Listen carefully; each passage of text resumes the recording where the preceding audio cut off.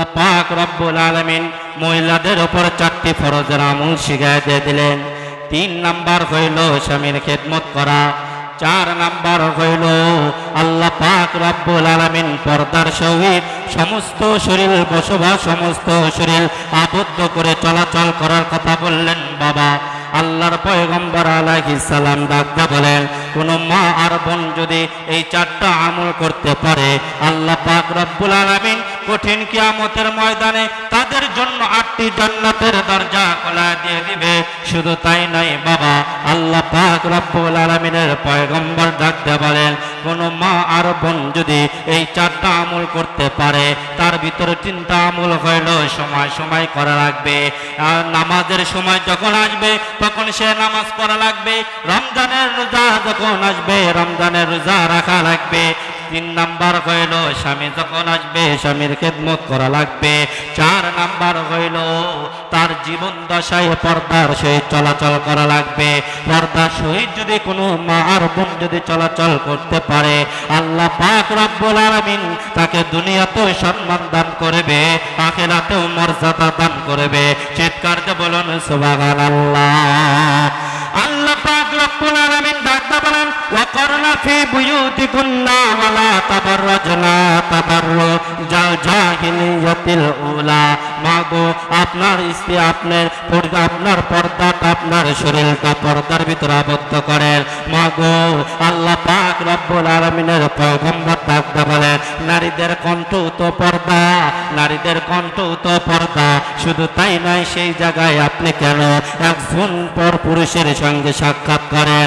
একজন কেন পর নারী হয়ে আরেকজনের সাথে সাক্ষাৎ করেন? আপনি কেন বেলাল্লাপনা করে হাটে বাজারে চলাচল করেন? মাগো, আপনার শরীরের তো অনেক দাম, আপনার শরীর তো আল্লাহ পাক রব্বুল আলামিন এত দাম দিয়ে রাখছেন। বাবা, আপনার শরীরের ভিতর থেকে আল্লাহ পাক রব্বুল আলামিন মুহাম্মদুর রাসূলুল্লাহর মতো আল্লাহর পয়গম্বরকে দুনিয়ার বুকে প্রেরণ করেছে। মাগো, আপনার গর্ভে থেকে তো সমস্ত নবী এবং রাসূল দুনিয়াতে আসে। আপনার গর্ভ থেকে তো আল্লাহ পাক রব্বুল আলামিন বড় বড় আল্লাহর ওলিদেরকে দুনিয়ার বুকে নিয়ে এসেছেন। আপনি কেন আপনার গর্ব আপনার কেন আপনার শরীরের হিফাজত করবেন না? মাগো, আপনার শরীরের হিফাজত করা লাগবে। আপনি যা আপনার চেহারাটা বেহাপানা বেলাল্লাপানা করে চলতেছে, আপনি মাঝে মানুষদেরকে তার চেহারা দেখাইতেছে। মুসলমান ভাইরা আমার, আর একটা কথা বলে সামনের দিকে আলোচনা নিয়ে যাব বাবা, আর একটা কথা বলে আলোচনা শেষের দিকে নিয়ে যাব।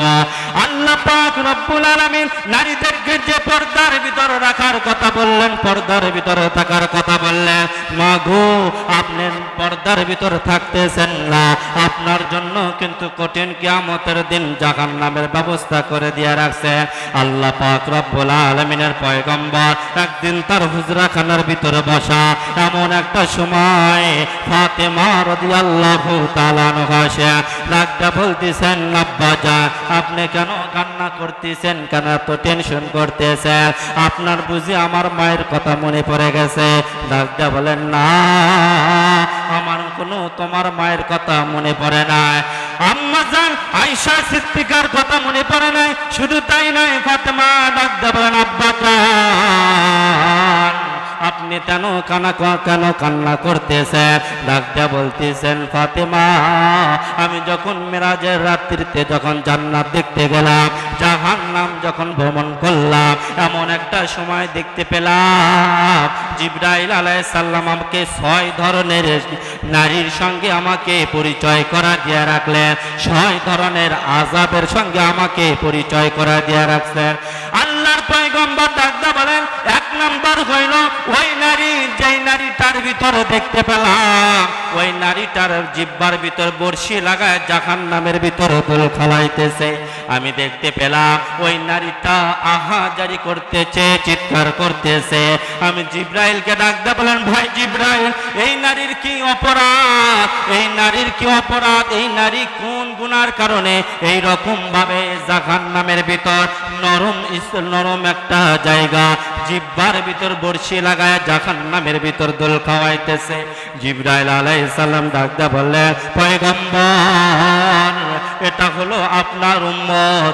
এই রকম এই উম্মতগুলো, এই মহিলা উম্মতগুলো স্বামীকে কথার দ্বারাই কষ্ট দিয়েছে, স্বামীকে কথার দ্বারা আঘাত দিয়েছে, স্বামীর কথা কোনো সময়ের জন্য মানে না। স্বামী একটা বলেছে, সেই কথাকে পরিপ্রেক্ষিতে আর একটা কথা বলেছে। শুধু তাই না, এই মহিলাটা তার জবান দেয়া তার স্বামীর বাড়ির লোকজনকে কষ্ট দিয়েছে। পয়গম্বর, শুধু তাই নয়, আল্লাহ পাক রব্বুল আলামিন এই নারীকে এই রকম ভাবে কিয়ামত পর্যন্ত আযাব দিতে থাকবে। শুধু তাই নয়, আল্লাহর পয়গম্বরকে সামনের দিকে নিয়ে যাওয়া হলো। ডাকতে বলেন, পয়গম্বর দেখেন, দ্বিতীয় নাম্বার শাস্তি হলো আল্লাহর পয়গম্বর লক্ষ্য করে দেখেন, এক ধরনের নারীদের স্তনের ভিতর বর্ষি লাগা জাহান্নামের ভিতর দোল খাওয়াইতেছে। পয়গম্বর ডাকতে বলেন, ভাই জিবরাইল, এই নারীদের কি এমন কথা, এই নারীদেরকে কেন শাস্তি দিতেছে, এই নারীরা দুনিয়াতে কি এমন অপরাধ করে আসিয়াছে?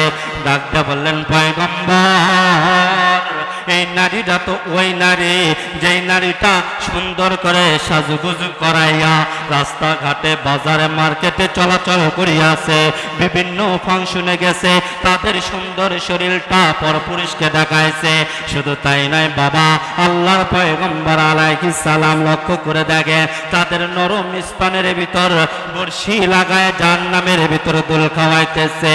তো নিচ থেকে আগুনের শিশা উঠতেছে, মহিলাটা চিৎকার করতেছে, চিৎকার করে আর ডাকতে বলতেছেন, বাঁচাও, আমাকে বাঁচাও, আমি আর কোনোদিন এরকম অপরাধ করব না। ভাই জিবরাইল, এইরকম ভাবে মহিলাকে কতদিন পর্যন্ত সাজা দেওয়া থাকবে? আল্লাহর পয়গম্বর ডাক দেয়া বলে, কিয়ামত পর্যন্ত এরকম ভাবে এই নারীদেরকে সাজা দেওয়া হইতে থাকবে। মুসলমান ভাইরা, শুধু তাই নয়, আব্দুর রউফ কারাসি রহমাতুল্লাহি আলাইহি তার কিতাবের ভিতর সুন্দর করে বর্ণনা করতে যে ডাক দেয়া বলে, সে একদিন কোনো একটা মহল্লার ভিতর গেলে, মহল্লার ভিতর যখন যাইতেছিল, এমন একটা সময় একটা কবর থেকে কেমন যেন মানুষের আওয়াজ আসতেছে। কবরের সঙ্গে যখন কানটা লাগায় দেয়, কবরের ভিতর থেকে কে যেন বলতেছে, বাঁচাও, আমাকে বাঁচাও, আমি কবরের ভিতরে জীবিত আছি, আমি কবরের ভিতর জীবিত আছি, আমাকে এখান থেকে নিয়ে যাও। আব্দুর রউফ কারাসি রাহমাতুল্লাহি আলাইহি মহল্লাবাসীরা সঙ্গে সঙ্গে ইমাম সাহেবের পরামর্শ অনুযায়ী সেই মহল্লাবাসীরা তখন কবরটা খনন করা হলো।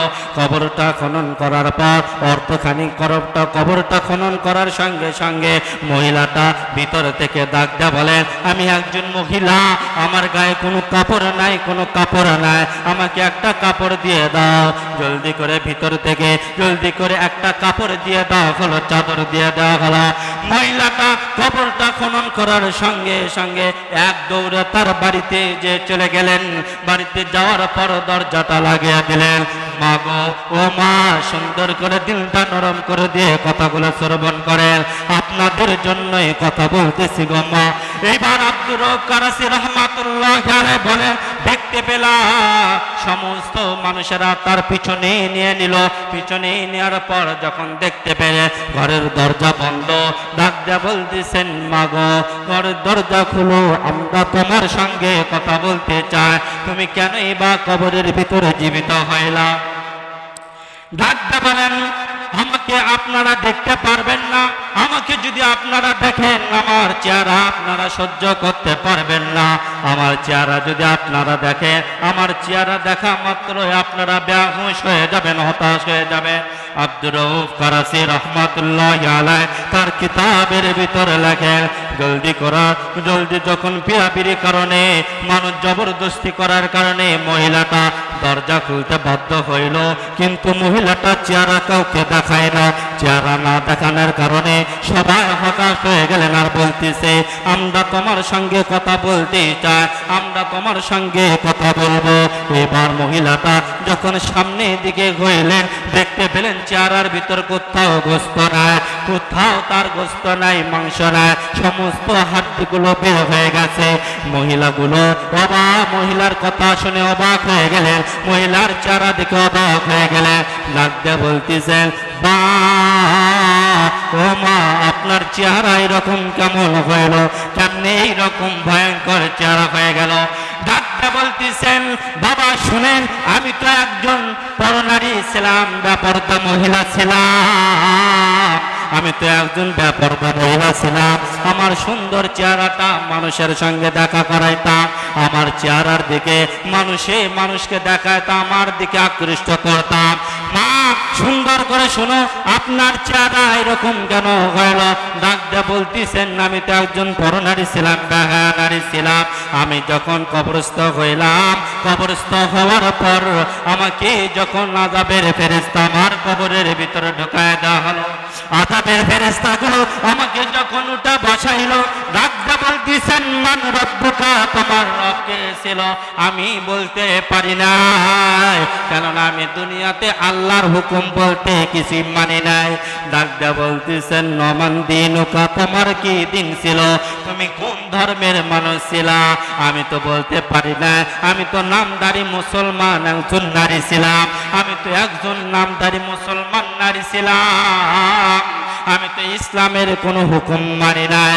ডাকতে বলতেছেন ফেরেশতারা বলেন আমার নবীজুকা, তুমি তোমার নবী কে ছিলেন? আমি উত্তর দিতে পারি না, কেননা আমি নবীর কোনো সুন্নাত মানি না, আমি কোনো নবীর সুন্নতের ইত্তেবা করি না।